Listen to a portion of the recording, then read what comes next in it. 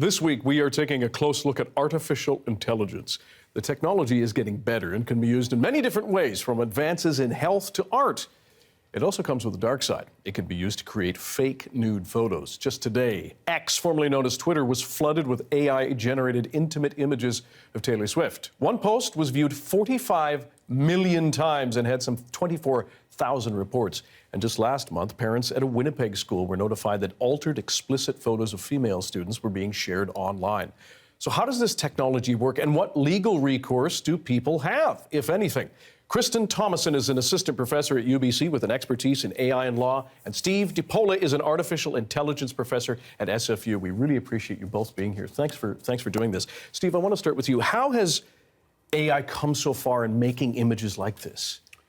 Yes, it's not only come far, but it's going out of the kind of the research or even the dark web where everyone can be doing this now.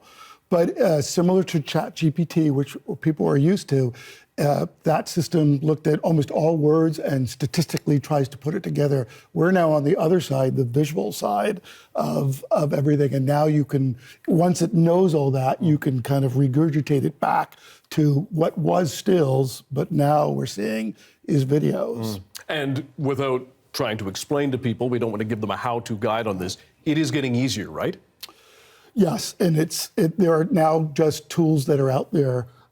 What happened in Winnipeg is closer to the older kind of face swapping. So that means it would be a video, and getting someone's face, you could put that on it. It looks like the Taylor Swift incident is a kind of a more modern thing of, as you would do with ChatGPT, you would type some things in, and just because the system knows about that, you're getting completely generated as opposed to just taking imagery from video. Right. Kristen, what legal recourse, if any, are there? What legal protections are in place right now?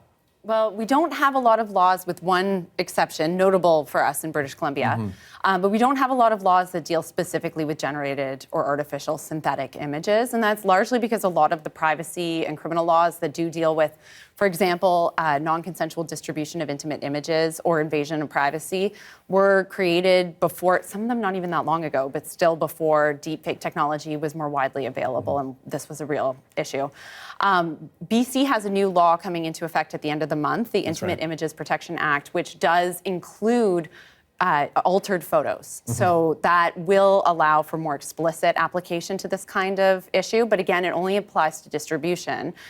So I think privacy laws, my thought as a legal scholar is that privacy laws are designed to deal with exactly this kind of dignitary, autonomy-based harm, dealing with control over our bodies and our images, and so ought to apply in these kinds of situations. And so I do think we have laws that will apply here, but we're waiting for that clarity from courts and maybe even from legislators to say this definitely does apply here, and then there are some legal mechanisms. And will the law apply if, for example, they find out that whoever's producing this stuff is across the world?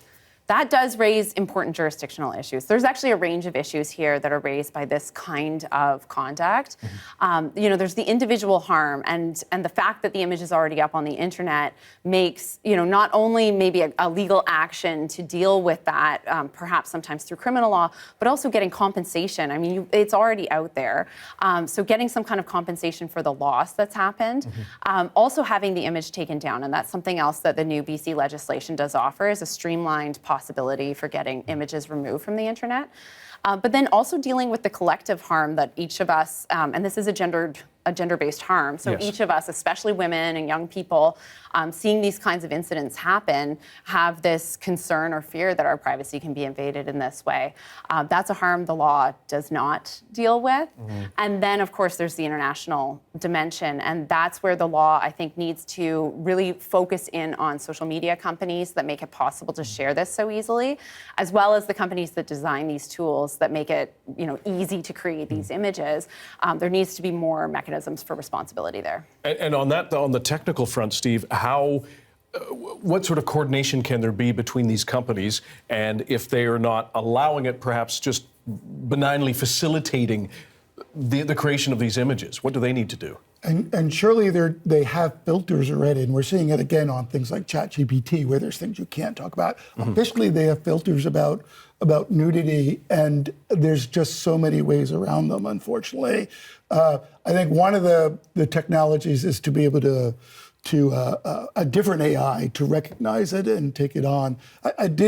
With all this, I think we're trying to do a better job with AI than we did with social media. So I do want to bring up from a technology standpoint that most of this problem is that X left it up, let's just say, and less the issue of people painting things, or in this case, painting terrible things, if we call it that, is less the problem of companies somehow putting it on their storefronts. In the old days, we would never let that happen, and somehow. So I think some kind of standard, I think the big technology is to get to it and take it down quickly.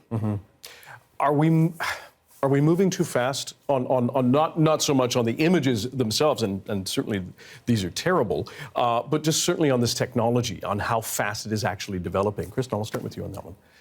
I would say it's actually not the technology that is causing these problems. It's creating new dynamics to the problems.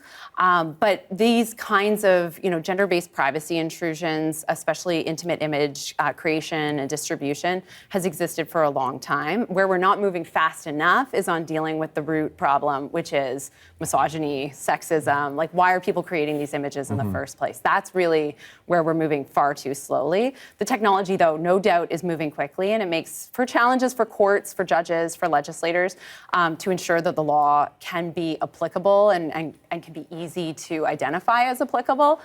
So that is something that, it would be great if our provincial and federal governments were really, cognizant of this and taking action. But I don't think we can easily slow the pace of technology without some serious dealing with the social and the legal side of things. Some more safeguards. Steve, same question to you in terms of the speed of this happening. Yes, and remember, these tools are moving very quick, and they're amazing, we'll just say, in the speed of what they can do. But that's just as much for good as it is for bad. And the health aspects, the self-driving cars, again, I like to say if self-driving, the AI in self-driving cars alone could bring down car crashes, which is just something we all deal with, say 50 to even 75%. That would be the greatest gift that a technology has given humanity since medicine or something like that. So this is the issue. It's a double-sided thing. And lastly, to both of you, Kristen, I'll start with you. They've gone after Taylor Swift. She is a person with immense resources and immense power and immense influence. They've shot at somebody, perhaps, if I can use that phrase, who's very prominent. What recourse do you think she can use and leverage in order to perhaps fight this?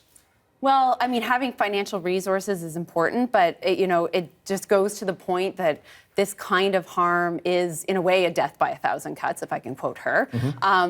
We see this happening to somebody so powerful with such privilege in society and is targeted nonetheless, that it makes it very difficult for the rest of us to feel comfortable, which is where, law as just one sliver of a social response can play a valuable role, at least if you know that there are mechanisms. There's a way for me to get compensation. There's an easy way, like in BC soon, for me to have the images taken down. That's so important. Not all of us have a team of 10 million fans who are going to do that for us when Twitter fails or X fails. And so, having those kind of legislative responses is one part of responding to this kind of issue. And Steve, same question to you. And when you think about this, we say, why did X do this? Why couldn't they do something quicker?